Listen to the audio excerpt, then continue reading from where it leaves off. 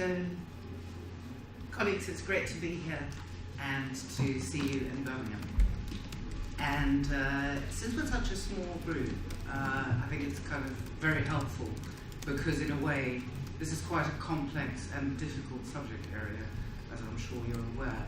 And so I would say to you, please feel free to ask questions, interrupt, be difficult, be encouraging, whatever, as you wish. Let's see how we go. I have a number of PowerPoint slides, but essentially this is kind of self-made with a lot of help from various references and pictures and all sorts. And so I'm kind of quite happy to stop at any time, because in a sense the subject area is so dense that I feel that it merits much debate and consideration. And actually, in prefacing the whole thing, I wanted to say that the experience of being on the University Ethics Committee, which has got around, well, it was 10 schools, it's now 4 faculties. Within that, there are multiple disciplines and sub-disciplines, everything from engineering and science right through to humanities, arts. It's actually very, very interesting, as I'm sure some of you here have experienced, of having that kind of complexity of viewpoint and a diversity of viewpoint in terms of informing ethical decisions, because I think, in my experience, they are not easy. So, we said that the Wiley BJET seminar would be on ethical leadership in my case in terms of educational technologies research, and I was particularly interested in this notion of primum non nocere, and apologies if I've not pronounced it correctly. My Latin isn't great, you know, I kind of deserted it many years back. But I think for me that was a primary kind of consideration, was the issue of not doing any harm, particularly in this era, I think, when with new technology research accelerating, with the amount of data that is available accelerating so swiftly, what is it that we mean by harm? I note that the BERA ethical guideline actually says detriment. For me, I think harm is slightly sharper edged, if you like, coming originally from medical research, biomedics, I believe, but it's got a long, long history before that. You know, I mean, people have referenced it back to Aristotle actually, but that's not quite correct when one looks at the literature on it. But nevertheless, the issue of not doing any harm, however you phrase it and wherever it comes from, I think is a key point in terms of ethical leadership. I want to begin with a story. As I've noticed, quite a lot of the big data seminars I've been to, seen a range of them, and they tend to begin with kind of like the human dimension in terms of a story. So if I could take us back to my mind in New Year's Eve 2010, I was in Northampton and I was enjoying a nice New Year's at the in-laws, my sister-in-law's house, expecting to have a pleasant stay there. And my daughter was in Utrecht at the time. And I had a phone call from her to say how suddenly a rash that we had seen on her leg, which looked like painted spots, which was rather strange to me and her, which I thought was just an allergy and would go, had actually developed markedly to be all over her lower body. I mean, very severe and large blotches. And not only that, she had developed very, very swollen legs, and also in the tummy area was extremely painful. It was extremely painful. The extent of the pain was such that it was agony. I mean, she had to basically lie in bed for 3 days, you know, during the time before she could come back to London. They admitted her into the emergency services in Utrecht on the morning of New Year's Day, and of course I was going out of my brain and immediately rushed back to London. They diagnosed her in Utrecht with vasculitis, and I kind of didn't know what this was, immediately did loads of research, worked out which would be the best hospital in London from all the hospital reports to put her into when she came back. And the second she came back, you know, after she'd settled in for a few minutes because she was in such pain, we took her by taxi. And I'm mentioning the name of the hospital because I wanted to talk to you about what really happened, but I think we probably should exclude the name of the hospital, so that's one of the issues.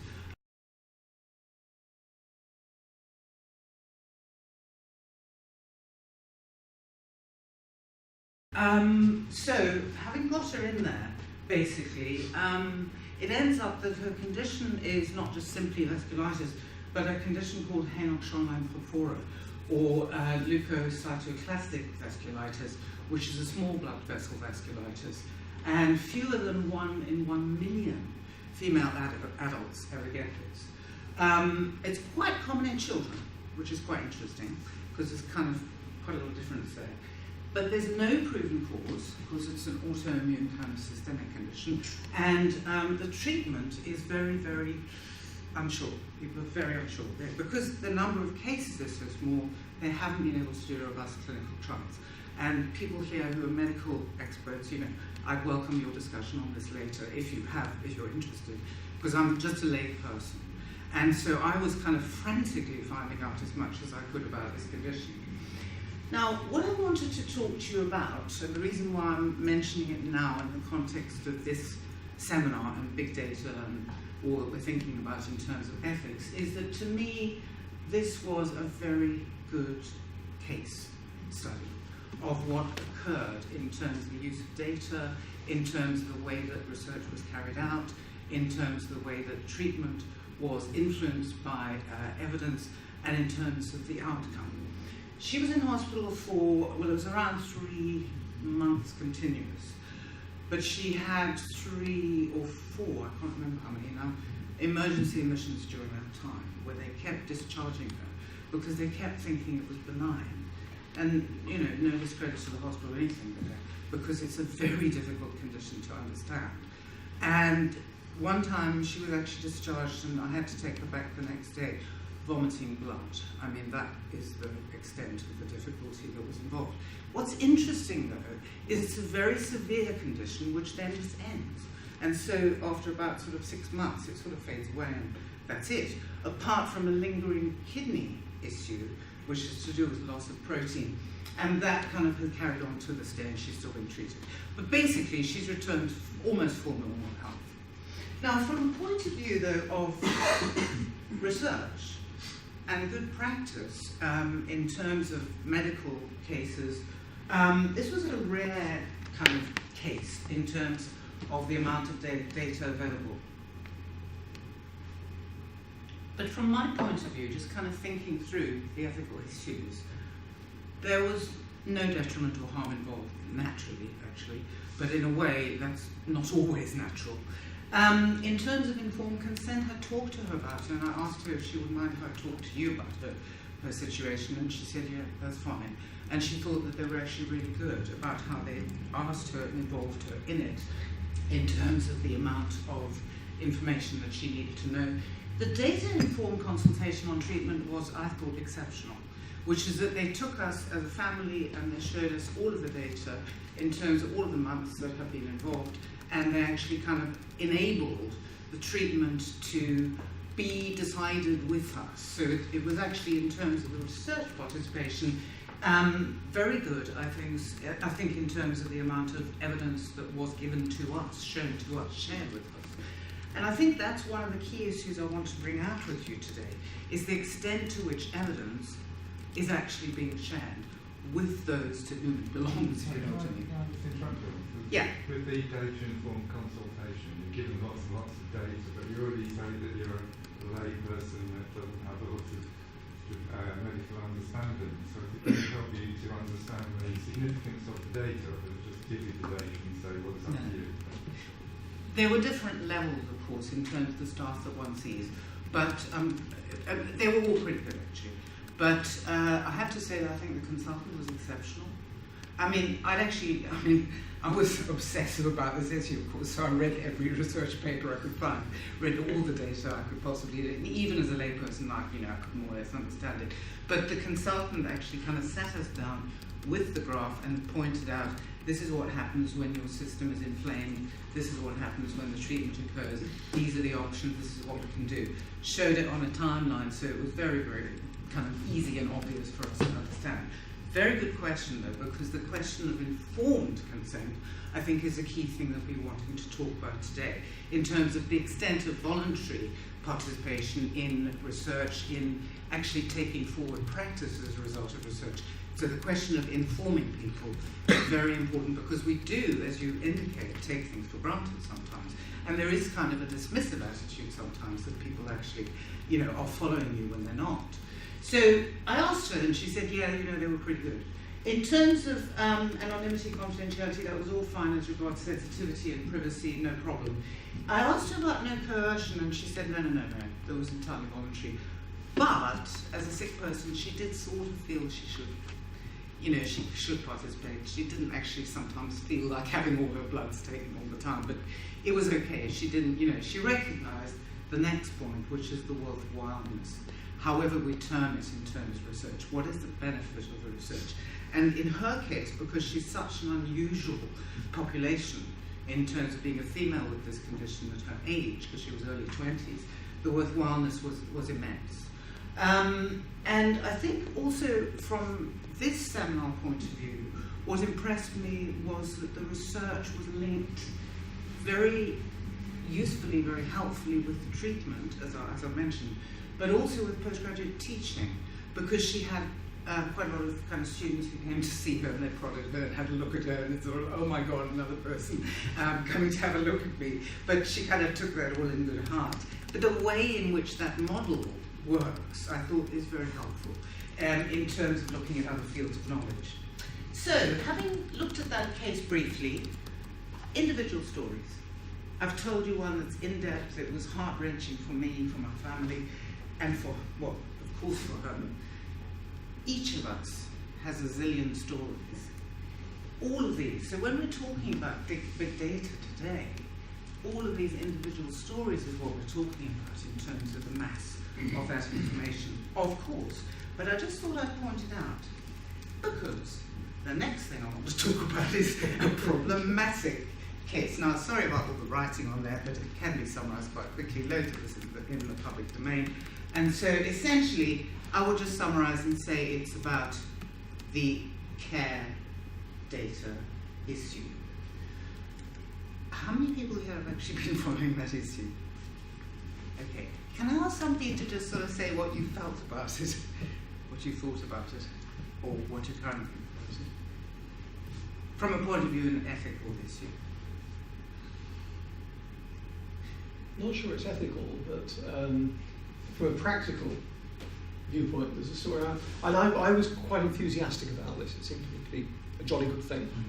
Until I bumped into reality about 2 weeks ago, when I was talking to my healthcare provider, my travel healthcare provider, who admitted that they had no medical training, and they were working from a script. And they asked me whether I'd seen my GP over the last 12 months and been prescribed anything. So I said, yes, I had. I had a cough. And I had antibiotics. Like, what, half of the people here, I should think? Something like that. A cough, she said, is not a diagnosis. What was your diagnosis? So I said, what did the doctor tell you? He said, I've got a cough. I had to go back to the surgery. I had to speak to the doctor on a one-to-one basis to get a diagnosis that they would accept because it fitted their pattern. It fitted the boxes they had to tick. I had an acute chest infection. Most of us here would recognise that as a cough. And what that did was to make me realise that sharing this data with health professionals is one thing,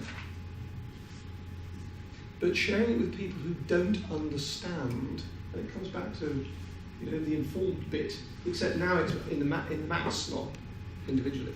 Sharing it with people who don't actually understand the medical issues, is quite dangerous, because they jump to the conclusion that I could have an undiagnosed cardiovascular condition.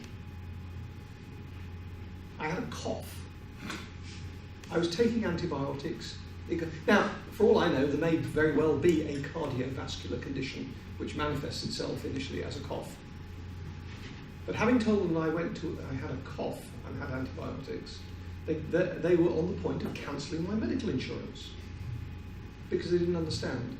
So I'm actually now on the side of the angels on this one, saying, no, I really don't want my data shared because I don't think people understand it. Having said how much I really appreciate the sharing of data actually in terms of medical research, because a number of the articles that I picked up when I was researching her condition were freely available. I mean, I was, as an academic researcher, obviously privileged, but there were a number, and I could get a lot of information very freely on the internet. So I really appreciate that. And that included patient information. Of course, it's not, it's confidential. But the issue here is just such a shame to me, because we have potentially massive benefits in terms of what is proposed. I mean, for those of you who don't know, what has been proposed is that the NHS England Health and Social Care Information Centre is aiming to launch a scheme whereby patient information is uploaded from GPs to the information centre. And the difficulty with this is that the question of informed consent has been really troubling people, because most people don't know about it. I mean, the fact, I think some people, in fact, in this room may not even know. That's the extent of the difficulty as regards the implementation issues. So the massive benefits that could result from millions and millions and millions of records, which could be then combined with hospital information from patients across England, is potentially being jeopardized because of this issue. So, I mean, we could be a global, health leader in this area if we could only get it right in terms of implementation. But the problem is that people have been extremely concerned about the fact that the pseudonymizing of data would not necessarily work. In other words, and there's been numerous examples in the press, which is that you take, 2 or 3 different aspects of data from one person and combine them, and you can immediately identify. So that is the difficulty. So these are just kind of public comments that are available on the web, and lots of them in terms of the way that the leaflet doesn't explain about care data. It's not actually enabling people to give informed consent. People are talking about it as being one of the worst fiascos of the current government, and so on and so on. Very, very political. And again, we might need to edit any comments that anybody wants to make about this, because I don't necessarily want to have any particular stance about it. Because to my mind, it is actually an exceptional opportunity, really, and I really would like that this is done properly, so that people do give informed consent in the right way, and the data is actually used in the right way, because it is so valuable. Do you want to say? Yes, of course, one of the problems with this process is that the data that's collected is going to be made to anybody who wants to purchase it, so it can be used for all kinds of commercial purposes, and therefore immediately moves outside the area of direct medical control. And that is a very different issue from having data that is collected together for medical purposes, for research purposes only. Exactly. And I think that fudge that has been made in the way that it's been presented needs to be clarified, so that people can be clear whether this is collected for medical research, fine, or whether it's collected for commercial purposes, which could have all kinds of issues, and you've just illustrated one of them. It could impact on people's insurances. And I think that's what made some people so angry. So there's been a significant campaign about this, and as you know, the scheme has been stopped for the next 6 months while people kind of try and work it out. I think personally, we can debate it, but personally I think there are very severe risks with actually commercializing and selling any of the data. Do you want to say? Could I just mention an initiative called Patients Like Me? I don't know if you've heard of that, but that's where people voluntarily put information about their condition. Yes. And that's a global, just looking at that first paragraph there, there isn't a need to do that from the NHS's point of view, because there's a huge amount of data that's already been collected via the Patients Like Me website. And that's live information that people submit. Which is marvelous. Anonymously. Yeah. Which maybe, I suppose, I don't know what you think, but I can sort of see another aspect of this, which is that if one traces it against the hospital records, then, you know, I mean, that may be more rigorous scientifically, I suppose, in terms of accuracy of medical follow-up, compared with voluntary information which may be inaccurate from user participants. But you know, but I think the size of the data is such that it possibly irons out some of that erroneous self-diagnosis. Yes, and all that. Yeah. So that's a very, very interesting point. That's where we're going in terms of big data, basically. You know, the potential of that, which is marvelous. So maybe they just have to abandon it. I don't know. I mean, I don't know what's going to happen with this one, but it's a very interesting debate to consider. So, having considered those two little cases, one, from my point of view, exceptionally good local case, and one highly problematic one, I'm just kind of citing NASA's Solar System Visualization Project there in terms of the vast universe of possibility, and rather nicely, dramatically visualized in terms of the potential for, well, in this case, it's compile hundreds of terabytes of information, and they do that every hour, basically. So the issue about the extent, and others will talk about it more knowledgeably than I this morning, the extent of the big data that is available to us now, and the, I think, did I read a statistic to say that something like 90% of the world's data has actually been created in the last year or something, in terms of the acceleration of what is occurring? It is absolutely massive.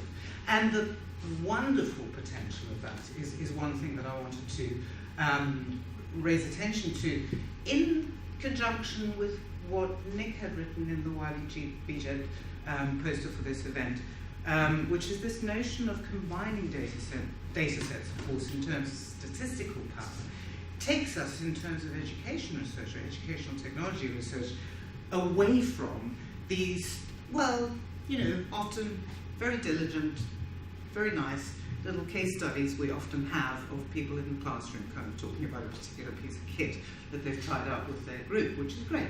You know, I mean, there's nothing wrong with that, but I'm just saying I think the field has been dominated by, you know, fairly small scale studies in many cases. Again, nothing wrong with that, we want to keep them, but I'm just saying we have potentially a huge amount of power in terms of the statistical significance of the use of new data sets. And those powerful tools, the second part of our discussions today, as Nick has pointed out to us, actually can have unexpected and undesirable consequences.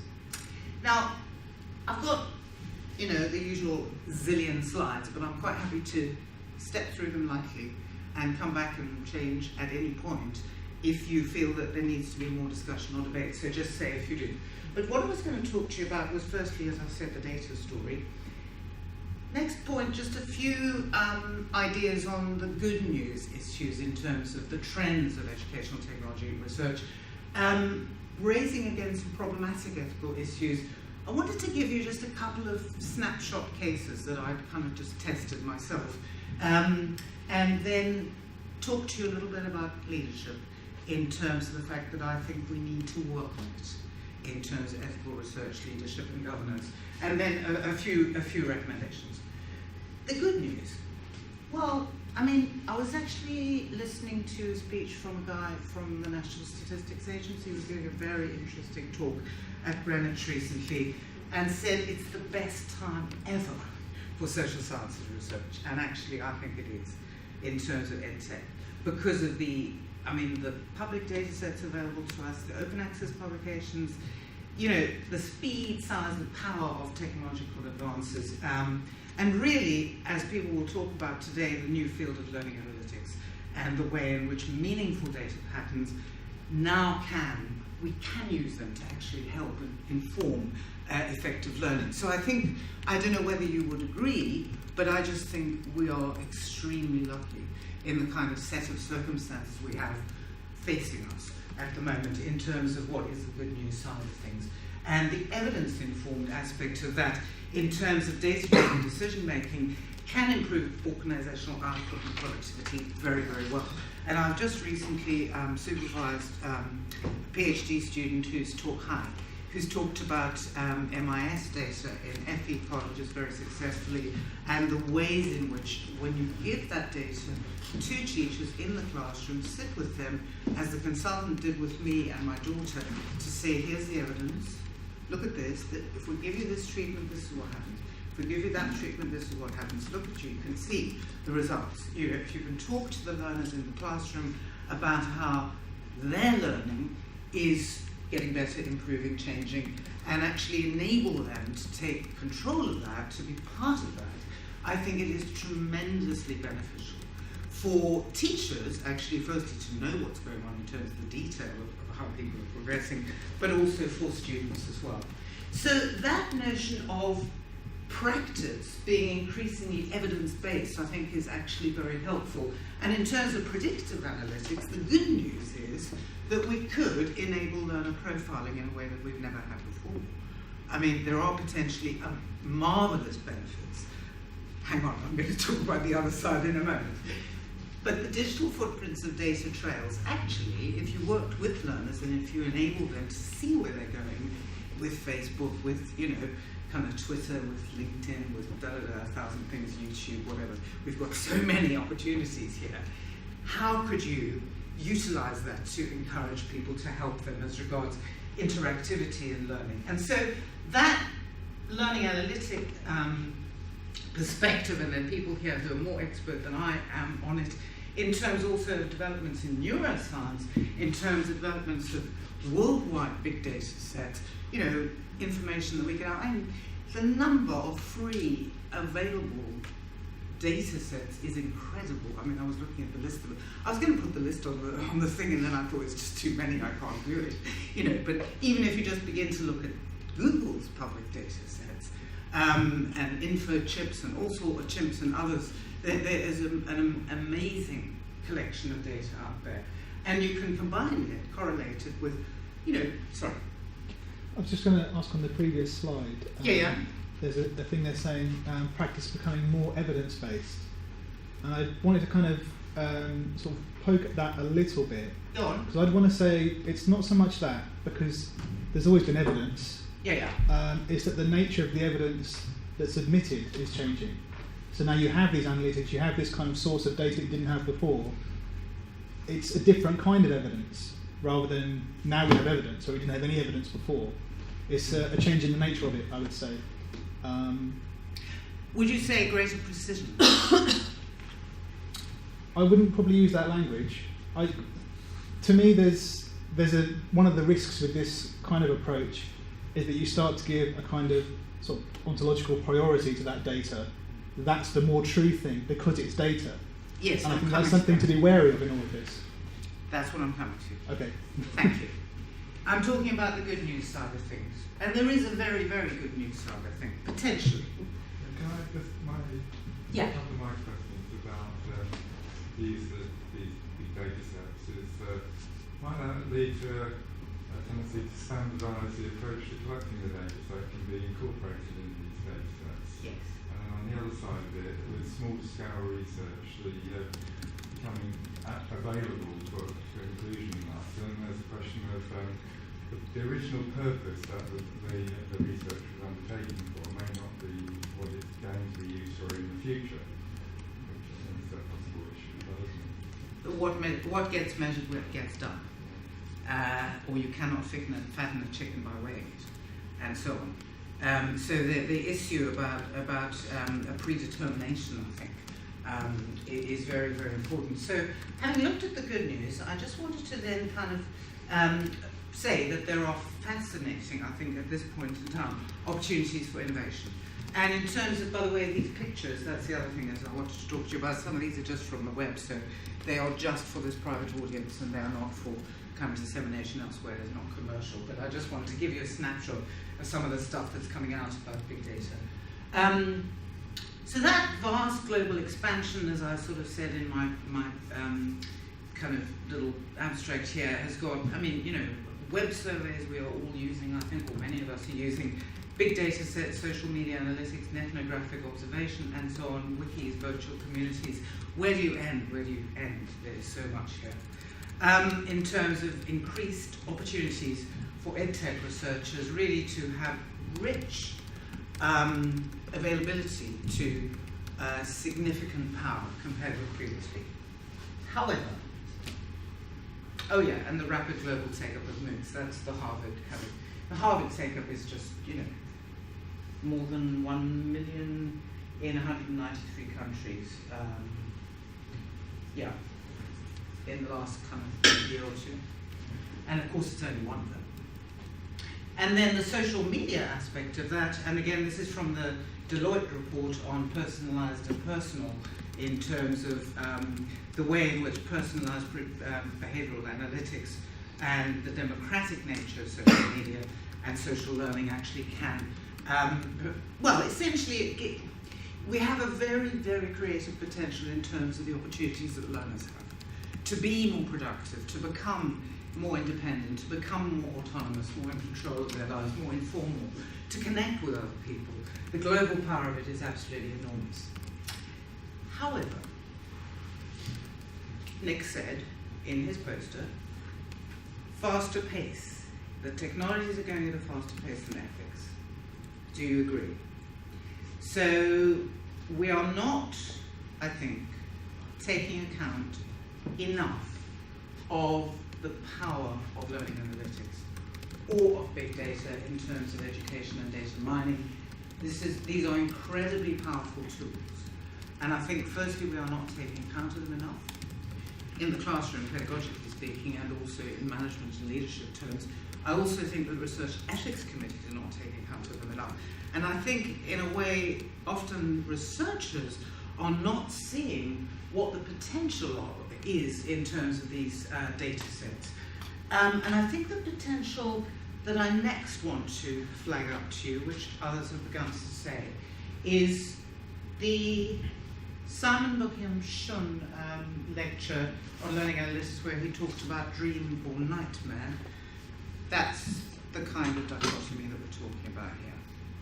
So, on the one hand, we have this utopian vision in terms of predictive learning analytics, the enthusiasm of it, the potential for it, and on the other, this dystopian aspect, whereby an enforced, transparent performance in an ordered culture, and I think we are driven now by an ordered culture, in terms of the loss of freedom, increased surveillance, where do you go with this lack of informed consent, risk of identity theft, fraud, and so on, and so on. It ends up being a complete nightmare. So I'm turning you for a moment to the dark side. Where do you go with this? We've already mentioned the commercialization of data.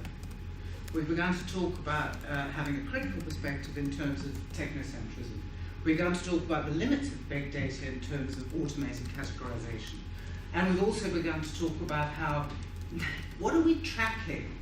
Are we doing a reductionist tracking of performance, or are we talking about learning? What is this? So I think from the dark side, we need to report briefly to ourselves here the dystopian future, for example, that Chris Parr pointed out in terms of the use of big data. He pointed it out in December 2013.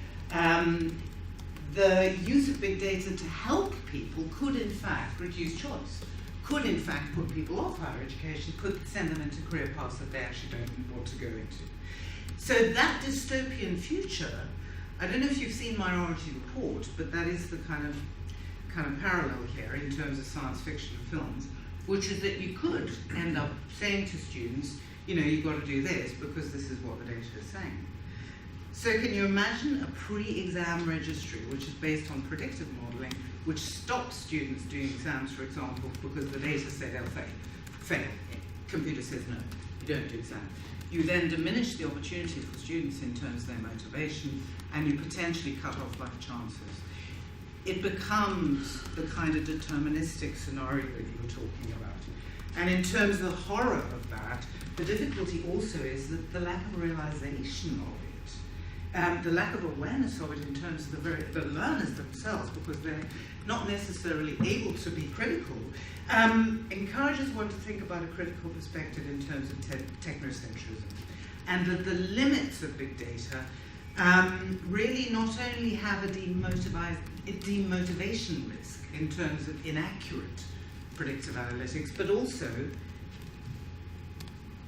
the lack of informed consent.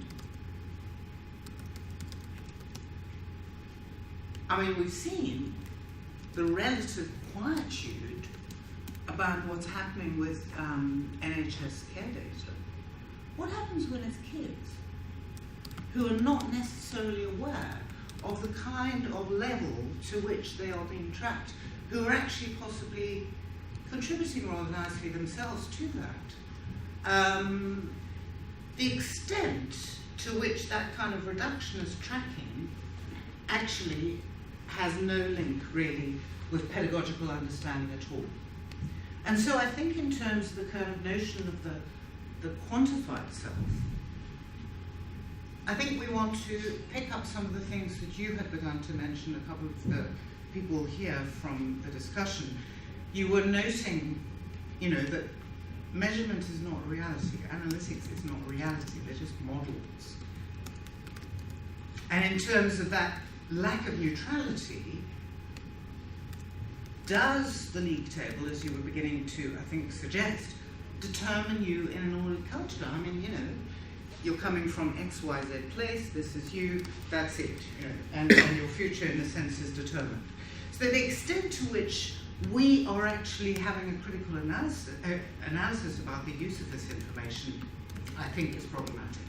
And in terms of the reason and process for the way in which we use learning analytics, I think we need to not only recognize the amazing potential, but also to be very clear about the difficulties involved. And in terms of avoiding, for example, celebrity culture, kind of trivialization of the self in terms of vanity, and the notion that actually, if you have 1,000 profiles on social media, it's necessarily going to do really good. I think we actually have to critique with students where they're going with this, to enable people to have the critical thinking tools to actually understand what is, well, actually none of us understand, let's face it, because it is accelerating too fast and too far for any of us to really understand. But to enable people with critical thinking skills to begin to take ownership themselves. Now, I just want to wind up, because we're coming to the kind of discussion point in a moment, to say I think this is one of my main points. I think really that ethical research leadership is needed in terms of the development and refining of research ethics kind of principles and codes. Now, we've got them, okay? We've got a rather beautiful set from Bureau, we have sets from lots and lots of different learning societies. But I think what we were talking about earlier on this table was the need to specify, the need to begin to be more particular, more demanding, more critical in terms of how these relate to particular subject areas, if you like, or instances which affect people, and the need to update them, because research ethics committees, may be great and they may be doing a great job, but they are not necessarily aware of this field. So I want to just remind us then that one of the primary things in terms of research, in terms of doing no harm, is, I think, that we actually take responsibility for the protocols that need to guide researchers and protect participants in terms of ensuring that research is not only beneficial, but that people benefit from it. And from my previous work on leadership, I wanted to kind of put forward a collaborative leadership perspective on this, to say I think that diversity is helpful in terms of enabling nuanced decisions to be made in ethics. And this is where, from many years' experience on research ethics committees, I have observed the very great power of people with different backgrounds coming together to actually kind of look at an ethical problem, and to look at it from their perspective in a way that one agrees that one will shape together the best thing for that instance.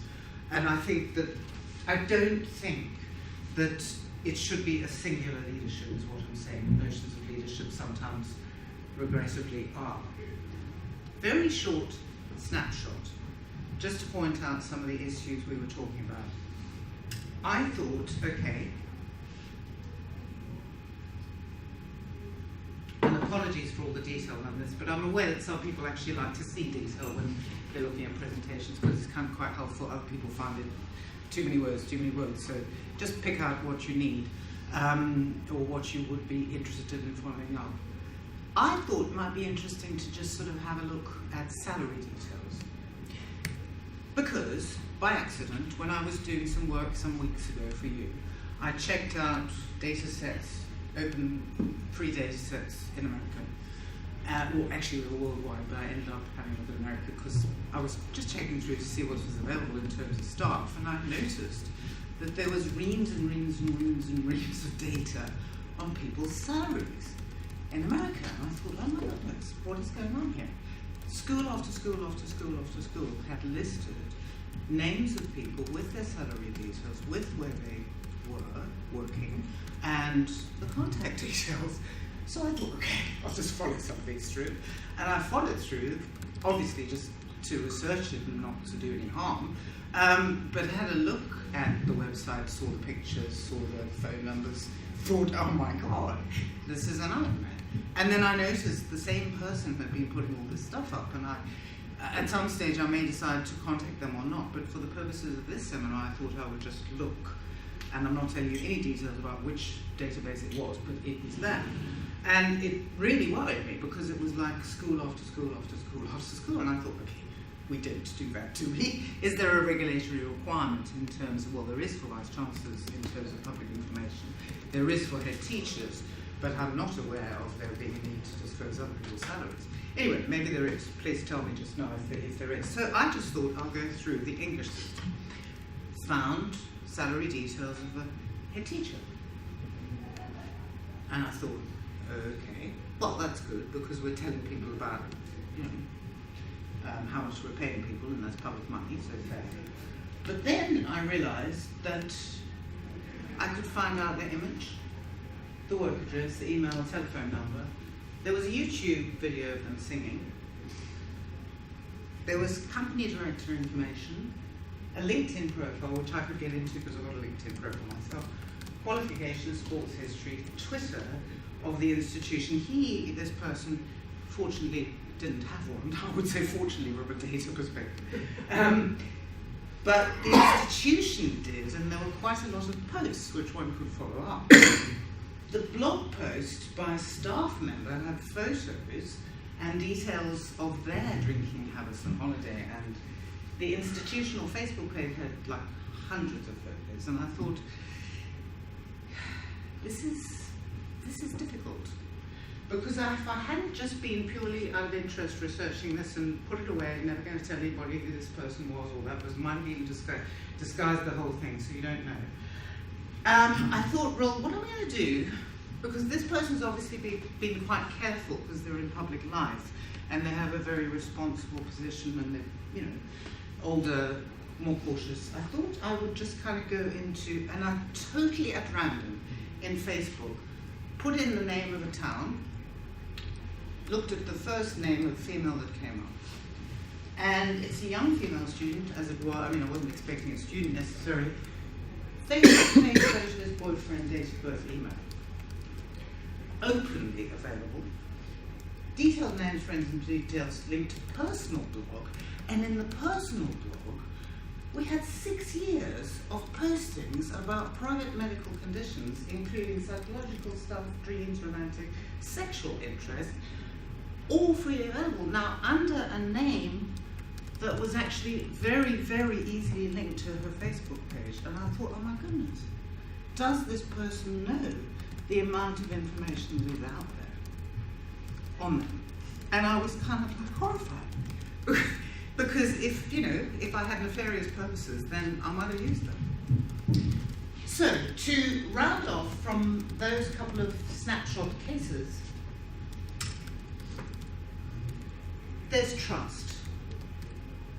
And there's trust that our students give to us in terms of the way that their data is caretaken.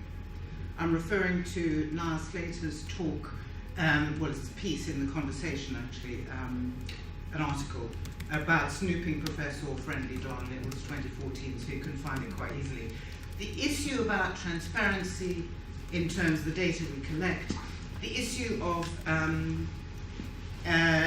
needing to develop clear policies, I think is very, very important in terms of before we go to learning analytics.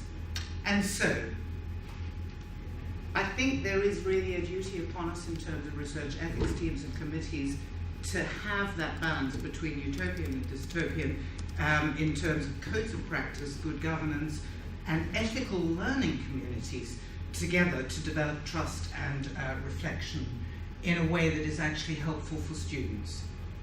So finally, what I wanted to do was to suggest to you that there is a need.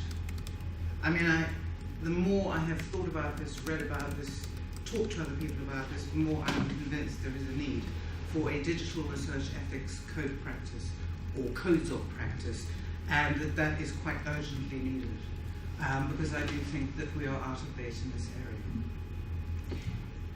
I also think from some of the articles that I looked up, again, very interesting in terms of research ethics, the journal in that field, the notion of having a kind of learning community in terms of this moderation that we need to try and achieve between the utopian vision and the dystopian and technocratic arguments and cultural arguments or whatever. There's a need for a dialogue there, which is an ongoing processual dialogue which actually does not end ethics. So it's not at the end of your ethics application, you tick and then you're done. I actually think it's part that we need to take responsibility ourselves for. And in terms of leadership then, I'm talking about, and I'm winding up now, Nick, because I know you're looking a little as if we need to. I think leadership is at every level, and I think leadership is in the people in this room, in the learners themselves, in the teachers themselves, as well as in the management structures of the Research Ethics Committee. So in terms of that, I wanted to say I think it is upon us to enable our learners to take control, to take control of their destinies in terms of their digital histories, and to give the data back to the learners, so that those digital footprints in terms of data trails, caution is advised. I mean, I think some in this second case study's age group may not mind too much about, having a lot of stuff out there, maybe. But I wanted to flag it as an issue of caution in terms of ethics, because I think it may not be apparent to people until something occurs how dangerous that is, potentially. But I think with ethics and with this whole field, in a sense, it's a question of balance. And it's a question of finding a moderate, helpful decision. Okay. Sure, thank you very much indeed. I think we've got time for a couple of questions arising from that before we move on to Ralph. Thank you. Thanks for that. I just wanted to return to your original kind of starting point, do no harm. Yeah. If you're really kind of consistent with do no harm as an ethical principle, you're actually sort of very risk averse, right? Yeah. So in a way, if you apply something like the precautionary principle, why would you be doing any of this stuff, right? Because you just don't know. So there's an issue there, to my mind, about an incompatibility between the principle of do no harm, a kind of negative consequentialism, and the idea of let's experiment with this stuff because there's lots of things that we can get out of it. So how would you try and reconcile those two things? I think that's an excellent point. And it's the policing aspect of ethics committees, which I'm very aware of and which I find problematic. I'm pleased to say that the ones that I've been part of too, the ones that I've been part of have been good in that regard, and that I personally do actually talk to people before they put their ethics kind of stuff in and afterwards and so on, and say to people, look, we're not trying to stop research. We do not want to stop research. We want to encourage research and good research. So what one does is to say, these are the ethical issues. How would you like to address them? We want your research to proceed, but let's just work it through. And so the ethics committee actually does. I mean, I have to say it is very good.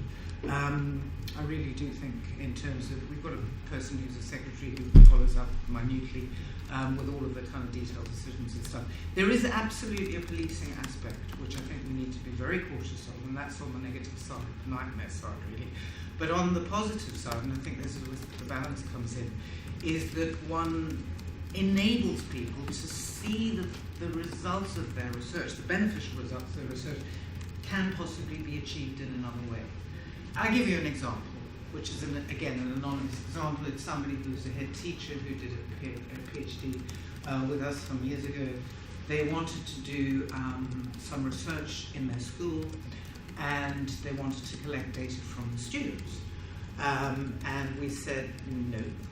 And they said, they were very upset, and they said, what? My whole project is relying on this. So we said, no, can you get somebody to help you so that you have somebody who's objective, who comes in, who's neutral, who sits with the students, gives them the question and talks to them about what it is, tells them it's your study, but says to them explicitly that it will be totally anonymous, so whatever they say will not go down in their record. Because the issue of coercion, he hadn't actually quite realised. This is a very intelligent, very good student, a mature student, and in the end, he was so happy with what occurred, is that I think he came up trumps in the Viva and passed it really well. And actually, I think that he really benefited, and he's now talking to people about research ethics. So ideally, I think that kind of what I was trying to say in terms of a nuanced process. And that's where I think the many voices help, where people are very critical, but they are equally supportive in terms of trying to come to a collaborative decision that works.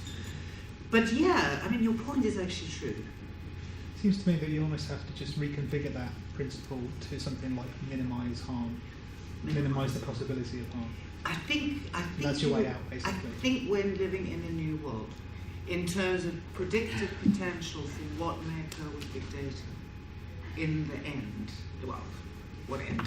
In the ongoing cycle of what is happening, it may be impossible to predict that you will not be able to be backward configured, if you know what I mean. I think that's what we're living with. I think the problem that we've got is that we've almost gone past the point where we're looking at research ethics committees, we're looking at ethics in practice now. We're now operationalising all of this, and we're aware of the issues, but people are starting to run and do things with lots of data that they may not really understand what they're doing with it, and the conclusions that they're drawing maybe based on their own context, their own background, their own bias, and students have no idea what they're doing with their data. I know. And it's like, if we think 10 years in advance, advances in DNA, for example, will the same sort of thing happen? Whereby now we can go backwards with DNA evidence and find traces. In 10 years' time, will people be able to go backwards? I wouldn't be surprised if people can trace back all sorts of things that we have no idea of now. So in a sense, I think your point is absolutely spot on, which is that we need to take responsibility. And I think, so if like the ethics committee isn't doing a great job, I think we need to help the ethics committee to do a good job, or a better job. If we feel that we're not sure of the data, I think we have to work with each other and ourselves and, ethics committees, whatever, to take responsibility. That's what I'm talking about leadership. I'm talking about us being the leaders, actually, in terms of driving it forward. But naturally, the ethics committee will be as well, and management and so on. But that's why I think it's rooted now. It has to be rooted in the ongoing awareness. And in fact, this article, if I could point you to the Research Ethics Journal by Sage, there is, it's a very interesting edition, which is volume 9, number 4, 2013. There's interesting,